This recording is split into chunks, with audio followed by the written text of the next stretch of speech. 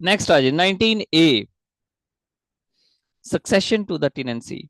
Succession to the tenancy, ये आपने tenancy act में पढ़ा था, ठीक है, वहां से आपको क्लियर समझ आ जाएगा इसको पढ़ोगे तो। ये उसमें यही है कि मुस्लिम टेनेंट्स की डेथ होती है तो क्या होता है, नॉन मुस्लिम टेनेंट की डेथ होती है तो क्या होता है, किस तरह से सक्सेशन जाती है, ठीक है, ये सब वही है, ये सब आपने पढ़ लेना है। नेक्स्ट नेक्स्ट है 20, succession to tenant acquiring otherwise then by succession. अगर succession to tenants acquiring land या holding otherwise then by succession, ये क्या बात कर रहा है? हाँ, succession to tenants acquiring otherwise then by succession, देखें यहां ये बात कर रहा है, एक बंदा है, उसके पास वो होल्डिंग थी, अब इसके दो बेटे हैं, ठीक है जी, इनको सक्सेशन मिल गई, इनको जमीन का कैसे मिली, सक्सेशन से मिली है। क्या इस बंदे को भी सक्सेशन से मिली थी, इस नंबर वन को सक्सेशन से मिली थी? इसको तो सक्सेशन से नहीं मिली, नहीं सर। और हाँ उसने तो जमीन नो। गवर्नमेंट से ली थी। लेकिन ये जो है सक्सेसर्स हैं, succession to tenants acquiring otherwise then by succession, ठीक है, कि जिनको सक्सेशन से नहीं मिली, उनको किसी और वजह से मिली है, वो क्या क्या वजूहात हैं और उनकी सक्सेशन कैसे होगी, ठीक है, इनकी सक्सेशन अलग है, फर्स्ट पर्सन की सक्सेशन अलग है, तो देखते हैं अब, ध्यान से देखें जी। Subject to the proviso to section 14, section 14 के तहत जो प्रोविजन हुई थी, ठीक है, वो जो नॉन मुस्लिम मुस्लिम्स की बात हो रही थी, subject to the provision section 14 where when after the commencement of this act any original tenant death. अब वही बात हो गई ना, मैंने कहा कि इसको सक्सेशन से नहीं मिली, तो वही ओरिजिनल टेनेंट है, इसकी डेथ हो जाती है।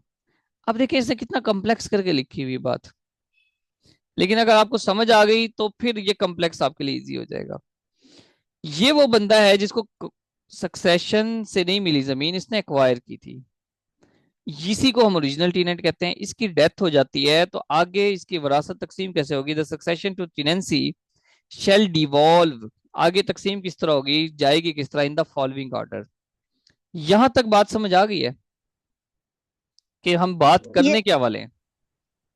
Yes sir. जी सर। हाँ, अब पीछे ये वही टीनेंसी वाला जिसको हमने पढ़ा था, फीमेल अगर शादी कर लेती है तो उसकी जमीन खत्म, जो बेवा है, सॉरी फीमेल नहीं बेवा, बेवा अगर शादी कर लेती है, या उसकी जो कुंवारी बच्चियां हैं उनको जमीन मिलती है, वो शादी कर लेती हैं, तो भी उसकी वो कॉलोनाइजेशन एक्ट के तहत उसको नहीं मिलेगी, जमीन खत्म हो जाएगा।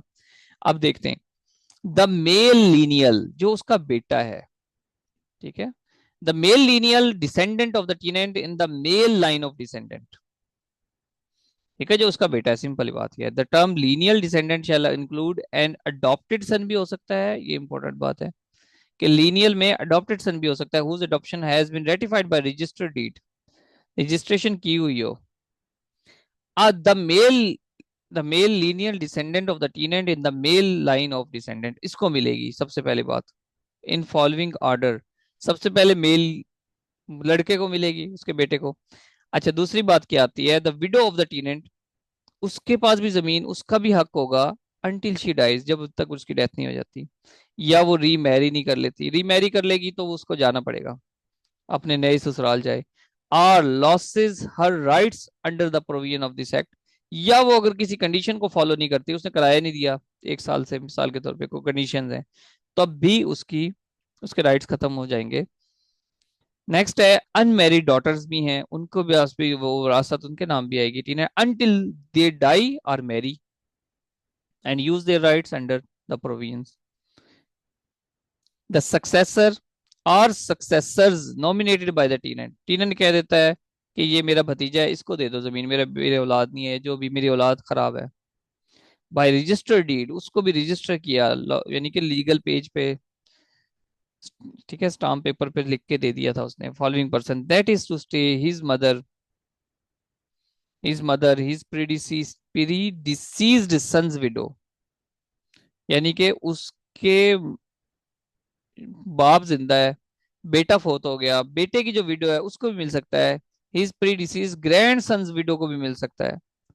ठीक है, his married daughter, his daughter son, his sister, ये वो हैं जिसको नॉमिनेट कर रहा है। Sister son, the male agnate members of his family, ये सब वो हैं जिसको वो नॉमिनेट कर रहा है। नॉमिनेट नहीं करेगा फिर नहीं मिलेंगे। द सक्सेसर और successor nominated by the collector from among the person enumerated in clause D. In clause D में कलेक्टर जिसको फाइनल कर देगा फिर उसको मिलेगा। हाँ भाई, यहां तक कोई मुश्किल हो? No sir, no sir. Easy है। इजी है, फिर ना पढ़ाऊं? नहीं सर, सर आपने पढ़ाया है तो इजी लग रहा है, बट अगर हम खुद आप पढ़ते ना तो हमें 5 इयर्स तक भी नहीं समझ आनी थी कि क्या लिखा हुआ है। हाँ, तो जान लगती है समझने में। सर असल में ये एक्स बड़ा बहुत मुश्किल लिखे हुए होते हैं। पी एक्स ये आसान है। ये असल में 1912 वाले है ना। जो भी, जो नए है ना, आपने होर्डिंग प्राइस कंट्रोल एक्ट पढ़ा होगा, वो इस इंग्लिश में नहीं होगा, वो आसान इंग्लिश होगी ऐसे ना। ये मुश्किल है। यस। ये सर वो नहीं बहुत आसान है, वो वो मतलब खुद भी पढ़े तो बंदा वो समझ बहुत आ अच्छा जाते है। हैं। ये अंग्रेजों के लिखे हुए ना भाई, ये अंग्रेजों के लिखे हुए हैं। इंग्लिश राइटर ऐसे ही होते हैं। बिल्कुल सर। अच्छा, succession to tenants acquiring by succession. Succession to tenants acquiring by succession. अब वो बात आ गई, इसके बेटा जो है, ये हमने बात की थी, अब इसकी सक्सेशन कैसे होगी? ये तो हमने पढ़ लिया है। जिसको सक्सेशन से नहीं मिली उसका क्या रूल होगा, सेक्शन 20। सेक्शन 20 इसकी बात कर रहा है, बेटे की। अब आगे क्या होगा? Succession to tenants acquiring by succession when after the commencement of this act any male tenant who is not an original tenant, वो ओरिजिनल टेनेंट तो नहीं था, उसकी अब डेथ हो जाती है, जाहिर है सक्सेशन जब भी होगी, not an original tenant, death हो जाती है। अब उसके मिलने वाले तो बहुत सारे थे, हमने सारी कंडीशंस पढ़ी, उसकी बेटी को मिल सकती है, विडो को भी मिल सकती है, उन बहुत सारे लोगों को मिल सकती थी, उसने नॉमिनेट किए कुछ लोग, उनको भी मिल सकती थी। या कोई फीमेल टीनेंट है, डेथ हो जाती है, marriage remarriage, the succession to tenancy shall devolve.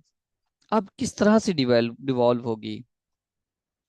Number 1, in the case of a female. अब फीमेल की बात करें जो उसकी बेटी भी है, उसकी माँ भी है, ठीक है, या कोई नॉमिनेटेड भी है, उनकी उनकी उनको जमीन दे दी थी उसने, होल्डिंग दे दी थी, जमीन नहीं होल्डिंग दे दी थी, और उसकी डेथ हो जाती है।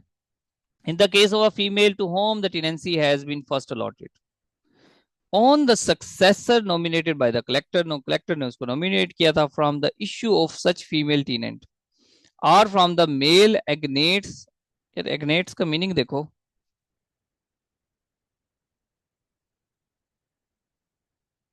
क्या मतलब है?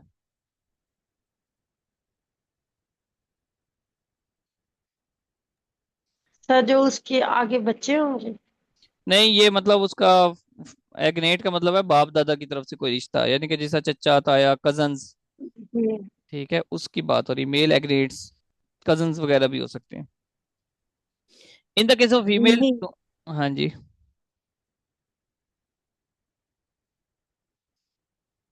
In the case of female, एक से, in the case of a female to whom the tenancy has been first allotted, उसको अलॉट की गई थी फीमेल को, on the successor nominated by the collector, collector ने नॉमिनेट किया था कि चलो जी इस फीमेल को मिल जाए, एट द एंड कलेक्टर नहीं करना है, from the issue of such female, from the issue of such female tenant और फ्रॉम द, अब इंग्लिश का मसला ये है कि ये इशू कौन सा वाला इशू है, इशू जारी करने वाला ये इशू है या मसले वाला इशू है? From the issue of such female tenant और from the male agnates of the person, या पर्सन का को बाप दादा की तरफ से जो भी मेल था उसको जमीन मिली थी, on the account of whose services the tenancy was allotted to her. नहीं समझ आई ना?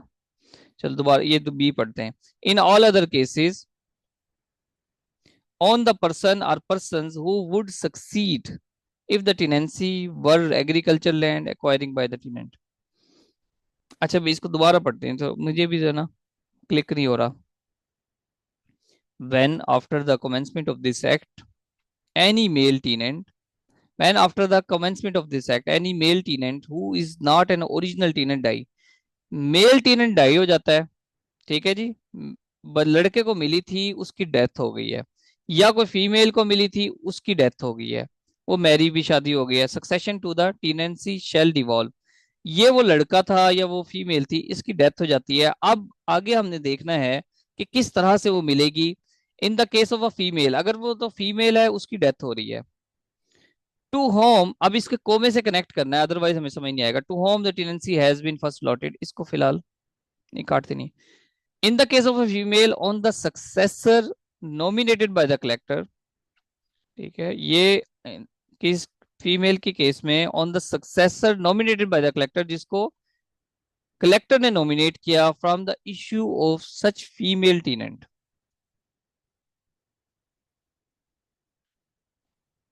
यहां तक बात समझ आनी चाहिए लेकिन आ नहीं रही। आप में से किसी को समझ आ रही है? क्योंकि यहां पर एक पॉइंट एंड हो रहा है। In the case of a female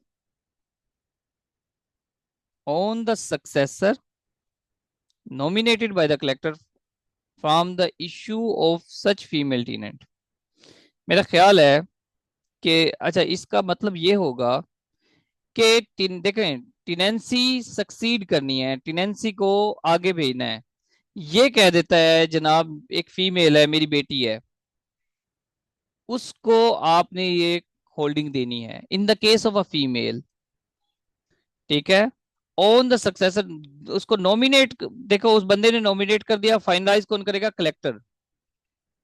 तो कलेक्टर के फाइनल करने के बाद उस वो फीमेल टीनेंट बनेगी, कलेक्टर उसको फाइनल कर देगा, नॉमिनेट कर देगा कि भी ठीक है ये बच्ची है, इसका हक है, इसको मिल सकती है, यानी कि उसकी फीमेल बच्ची भी थी भी, अब उसकी विडो हो सकती है, कोई भी हो सकती है, कलेक्टर फाइनलाइज कर देगा और उस फीमेल को टीनेंसी मिल जाएगी। अब आते हैं दूसरे पॉइंट की तरफ, मेल, उसका कोई मेल टीनेंट है, मेल एग्नेट्स है, ठीक है, on account of whose services the tenancy was allotted to her, on account of whose services the tenancy was allotted to her, अगर उसने कोई अच्छा काम किया हो, मिसाल के तौर पे मेल एग्नेट्स है, वो उसका कजन है और उसका कजन ने सर्व किया हो उस ऊपर वाले बंदे को, आई थिंक सो ये बात करना चाह रहा है कि उस सूरत में जब इसकी कोई लड़का नहीं है, इसकी कोई औलाद नहीं है, ये सक्सेशन तब हो रही है जब उसके कोई औलाद नहीं है, ठीक है, या फीमेल है, बच्ची है, कोई विडो वगैरह तो रह गई है, तब उसके मेल एग्नेट्स जो उसके दादा की तरफ से जो आ रहे हैं उनको मिलेगी, लेकिन उस सूरत में भी मिलेगी जब उसकी कोई सर्विसेज देखेंगे, तब कलेक्टर उनको नॉमिनेट करेगा। अमूमन क्या होता है देखें जी, अमूमन ये होता है कि एक बंदे के पास एक ही मकान है, कोई लैंडलॉर्ड हो, समझदार हो, वो तो अपनी जायदाद तकसीम कर देता है, फलां मेरी औलाद को जनाब फलां फैक्ट्री छोटे बेटे को दे देना, ठीक है, फलां जो कॉलोनी है 2 मुरब्बे की वो बड़े बेटे को दे देना, इस तरह से करके। अब बेचारे के पास एक ही मकान है, वो ही गवर्नमेंट ने उसको दिया हुआ है, वो भी किराए पे बैठा है, वो किस वकील को वरासत लिखवाएगा अपनी? तो ये सारे मसाइल तब आते हैं, उसने वरासत नहीं लिखवाई तो कलेक्टर फाइनल कर रहा है चीजों को, ठीक है, ये पॉइंट कुछ ना कुछ समझ आ गया है? थोड़ा यस कॉम्प्लेक्स सर। होगा, थोड़ा कॉम्प्लेक्स हो गया था, एक मर्तबा मैं फिर आपको बताता हूँ। देखें जी, अब हमने सिनेरियो ले लिया, इसको समझने के लिए ना एक सिनेरियो क्रिएट कर लिया। एक बंदा है जिसको विरासत में जमीन मिली है, ये विरासत में उसको जमीन मिली है, ये सक्सेसर है, ये ओरिजिनल टीनेंट नहीं है, एक बात, इसकी कोई औलाद नहीं है, औलाद है तो फीमेल है, बच्ची है, जो कि ऐसी परमानेंट टीनेंट नहीं कहला बन सकती कभी भी। अब जब उसकी डेथ हो जाती है तो कलेक्टर उस फीमेल को भी दे सकता है विरासत, और वो किसी मेल एग्नेट को भी दे सकता है जो उसके दादा की औलादों में से था, उसको भी दे सकता है। अब फीमेल को तो दे सकता है, लेकिन ये जो मेल एग्नेट का डिसीजन कहां से होगा, डिपेंड करेगा उसकी सर सर्विसेज पे, उसकी सर्विसेज पे। देखिए मेरी बात सुने, ये कोई जमीन तो है नहीं कि 10 एकड़ जमीन है या 1 मुरब्बा जमीन है, अब उसके भतीजों में जो भी तकसीम हो जाए, ठीक है, किसी को 2 एकड़ मिल गए, किसी को 5 एकड़ मिल गए, ऐसे तो है नहीं, वो एक ही मकान है उसमें बेचारा रहता है, तो एक ही बंदे को देगा ना, वो तो किसको देगा? जिसको कलेक्टर नॉमिनेट कर देगा। हाँ भाई, सीधी हो गई ना बात। Yes sir. अब इन ऑल अदर केसेस, कोई अदर केस है, ऑन द पर्सन और person who would succeed if the tenancy were agriculture land, जो एग्रीकल्चर लैंड के बारे में हो, ठीक है, एक्वायर्ड बाय, एग्रीकल्चर लैंड के बारे में तो हमने उधर पढ़ा हुआ था पहले। All the cases who would succeed if the tenancy were agriculture acquired by, छोड़ दो इसको। नेक्स्ट आते हैं जी, acquisition of ownership not to affect nomination of heir. अगर वो अपनी विरासत नॉमिनेट कर देता है कि मेरे मरने के बाद मेरे बड़े बेटे को ये मकान मिलना चाहिए, ठीक है, अगर वो नॉमिनेट कर देता है, तो right of succession of the person so nominated shall be unaffected. तो असल में ठीक है, उसने नॉमिनेट कर दिया है, लेकिन नॉमिनेट ये करेगा ना मेरे मरने के बाद इसको मिलेगी। अभी वो जिंदा है तो उसी के पास है, वही किराया देगा, उसी से कब पूछा जाएगा, उसी से सब कुछ होगा, उसने जस्ट नॉमिनेट किया है। नेक्स्ट है revocation of nomination. Nomination revoke भी हो सकती है, मतरूक भी हो सकती है, खत्म भी हो सकती है। When a tenant has section, अगर उसके बाद 20D के तहत nominate a successor, he may at any time whether before or after acquiring ownership revoke such nomination, कि उसने वो जो कहा था ना मेरे बेटे को दे देना, वो उसको खत्म कर सकता है, नहीं नहीं अब ये शराबी हो गया, इसको नहीं देनी, या इसने अपनी पसंद की शादी कर ली है, ये मेरी जायदाद से खत्म है, इसको मैं जमीन नहीं दूंगा। ठीक है भाई, कुछ भी, कोई भी रीजन हो सकती है, ऐसे मैंने मिसाल दी है। नेक्स्ट है जी, power of imposing penalties for breaches of condition. देखो गवर्नमेंट ने एक एग्रीमेंट बना के दिया था, अब अगर आप उन कंडीशंस को अब नहीं फॉलो करोगे तो गवर्नमेंट आपको जुर्माना कर सकती है, 10,000 से ज्यादा नहीं कर सकती, 10,000 तक जुर्माना कर सकती है। ठीक है, तो आप 10,000 तक का जुर्माना भी करवा लोगे शराफत से, provided that, provided that if the breach is capable of rectification, अगर उसको रेक्टिफाई किया जा सकता है, अगर उसको हल किया जा सकता है, फिर नहीं होगी, फिर आप माफी वगैरह मांग के कह दोगे ठीक है जी कोई बात नहीं माफ कर दो जी, आइंदा नहीं होगा ऐसा। The collector shall not impose any penalty or order of tenancy unless he has issued a written notice, notice भी देगा, requiring tenant to rectify the breach within a reasonable time not being less than 1 month। उसको कहेगा कि दरमियान में जो आपने बाड़ लगा दी है ना, इसको 1 महीने के अंदर अंदर खत्म करो। कोई भी सहूलत दी है, आपने गली में दीवार खड़ी कर दी है, गली में ही रास्ता रोक दिया है, ठीक है, कंडीशंस तो नहीं थी